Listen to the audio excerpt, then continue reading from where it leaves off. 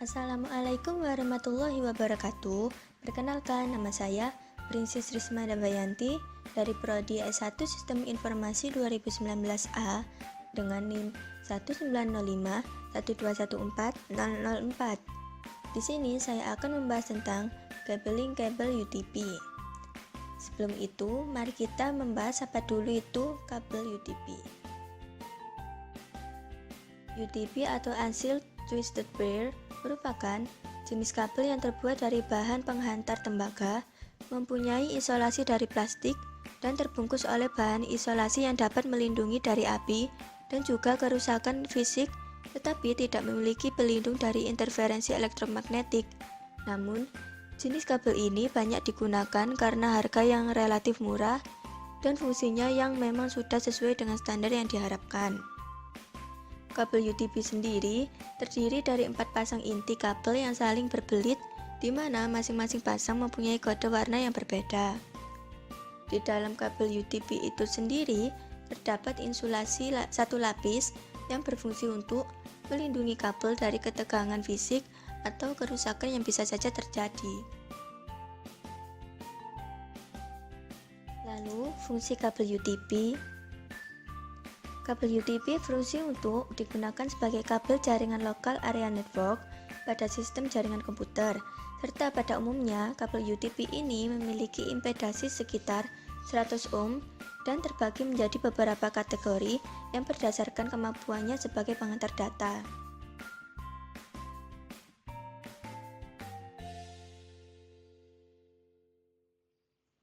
Fungsi warna kabel UTP. Tiap warna kabel UTP memiliki fungsi sendiri-sendiri. Kabel berwarna orange berfungsi sebagai media pengantar paket data. Kabel berwarna putih orange juga berfungsi sebagai media pengantar paket data. Kabel berwarna hijau berfungsi sebagai media penghantar paket data. Kabel berwarna putih hijau berfungsi sebagai media pengantar paket data. Kabel berwarna biru berfungsi sebagai media penghantar paket suara. Kabel berwarna putih biru berfungsi sebagai media pengantar paket suara.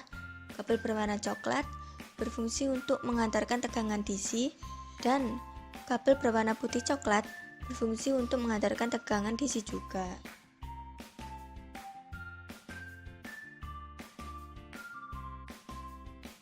Kemudian standar warna kabel. Yang pertama ada 568A. Urutan warnanya adalah yang pertama ada putih hijau, yang kedua hijau, yang ketiga putih orange, yang keempat biru, yang kelima putih biru, yang keenam orange, yang ketujuh putih coklat, dan yang kedelapan coklat. Yang kedua 568B. Urutan warnanya yang pertama adalah putih orange, yang kedua orange, yang ketiga putih hijau, yang keempat biru, yang kelima putih biru, yang keenam hijau, yang ketujuh putih coklat, dan yang kedelapan coklat. Biasanya pemasangan kabel menggunakan yang 568B. Kemudian tipe susunan kabel twisted pair. Yang pertama ada straight. Jenis kabel ini menggunakan standar yang sama antara ujung satu dengan ujung yang lainnya. Jika pada ujung pertama susunan yang digunakan adalah 568A, maka pada ujung yang kedua juga menggunakan susunan yang sama, yaitu 568A. Begitu pula sebaliknya. Jika menggunakan 568B, maka ujung satunya juga menggunakan 568B. Jadi sederhananya, pin 1 pada salah satu ujung akan terhubung dengan pin 1 pada ujung yang lainnya. Lalu, pin 2 akan terhubung dengan pin 2 dan seterusnya. Kabel straight ini biasanya digunakan untuk menghubungkan PC dengan switch, PC dengan hub, switch dengan router. Intinya perangkat tersebut bukan yang sejenis.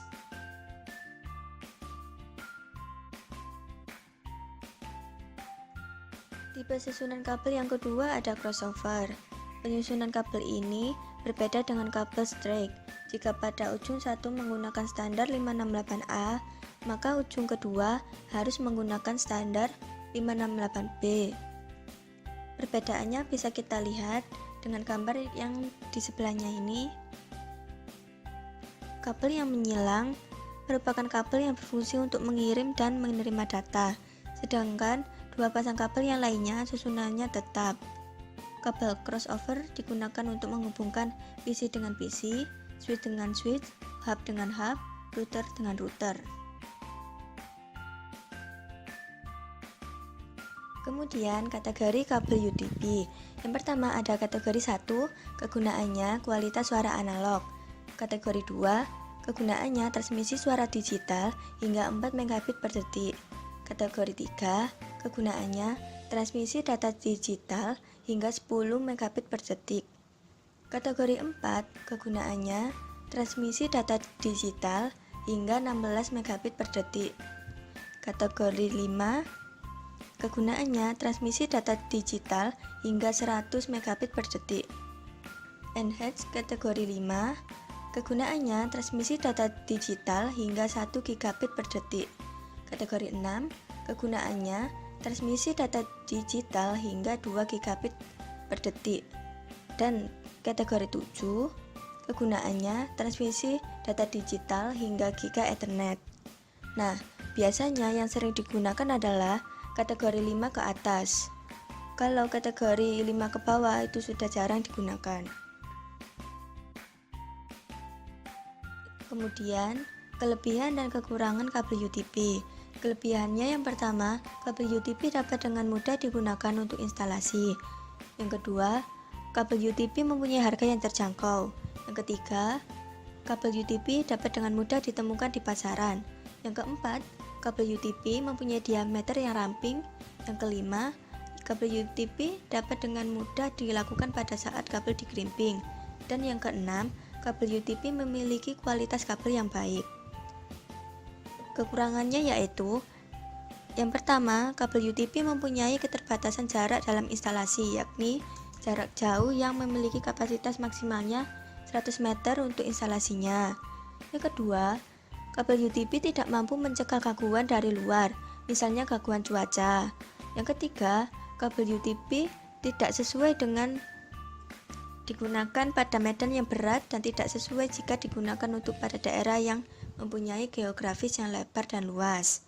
Dan yang terakhir, kabel jenis UDP ini memiliki sifat kabel yang sangat lentur jika disamakan dengan kabel lainnya.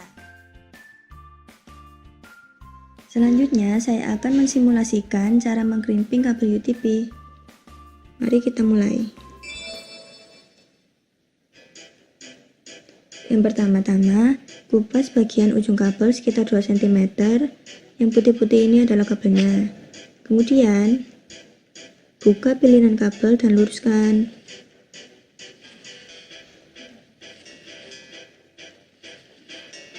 Setelah lurus, kita urutkan warnanya. Dan kali ini saya akan membuat kabel stripe. Urutannya adalah putih orange,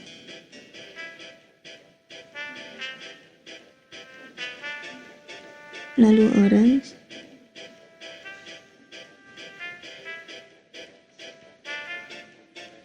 lalu putih hijau,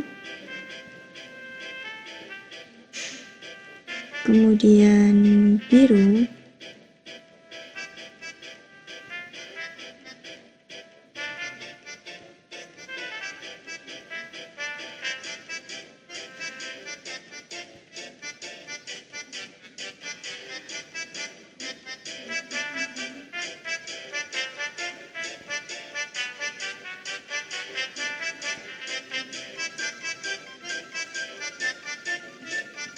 kemudian putih biru,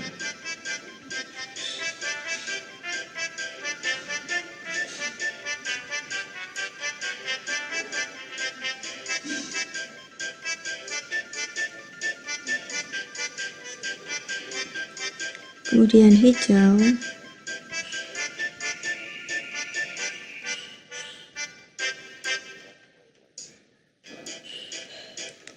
lalu putih coklat,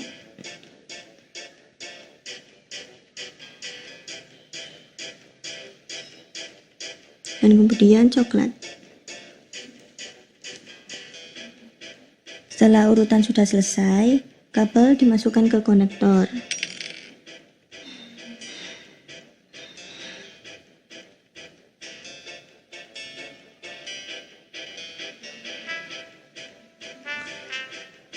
Setelah itu, lakukan crimping dengan tang sehingga konektor sudah menggigit tiap kabel.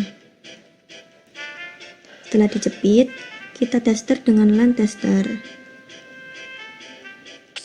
Jika LAN tester menunjukkan warna hijau, maka crimping telah berhasil.